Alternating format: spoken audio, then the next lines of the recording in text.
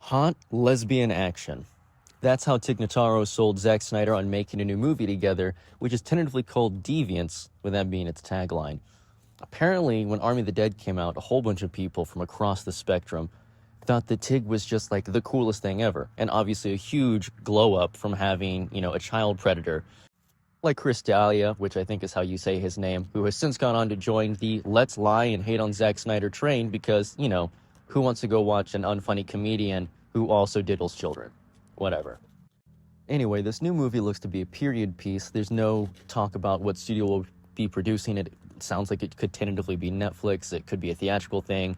Warner Brothers has talked about having Zack Snyder come back for the 300 thing, so it could be under Warner Brothers. It could be under Paramount, who's trying to currently buy Warner Brothers anyway.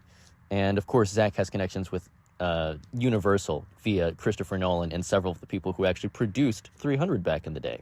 So there's a lot of options here. And also Tig is a huge name in her own right, wildly funny, and obviously one of the best characters in the entirety of Star Trek Discovery.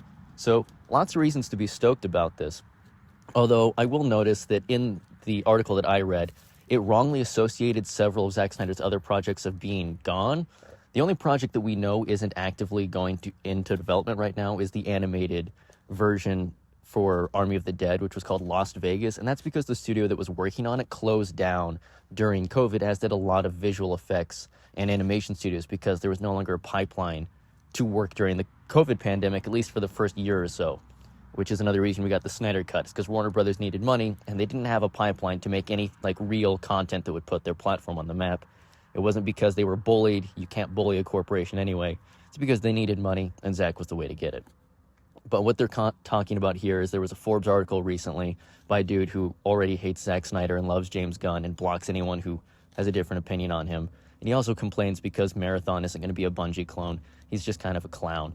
And he was quoting an unofficial fan-run Netflix blog, which has admitted to lying about there not being any more Rebel Moon or Army of the Dead stuff right before Army of the Dead and Rebel Moon got multiple video games and a tabletop game.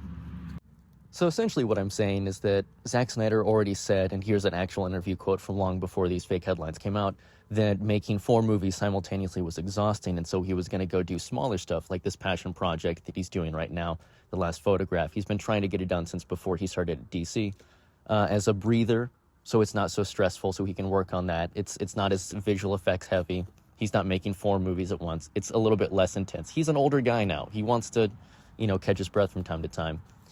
Army of the Dead, Planet of the Dead, all that stuff, it's not done. There's constantly new stuff coming out. There's actively a video game with the Battle Pass that involves Rebel Moon right now. There's actively comic books coming out from Gail Simone, so I understand why you wouldn't be reading them because she's a hack. But Netflix is actively doing this, and they're constantly saying they want Zack to come back. In fact, you will never find an official statement from Netflix, Zack, or his cast saying that Army of the Dead or Rebel Moon or Twilight of the Gods are canceled.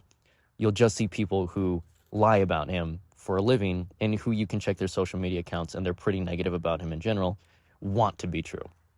But regardless of that, which is just clear hearsay and debunkability, we have a brand new crazy lesbian timepiece action movie with Tig Notaro and Zack Snyder.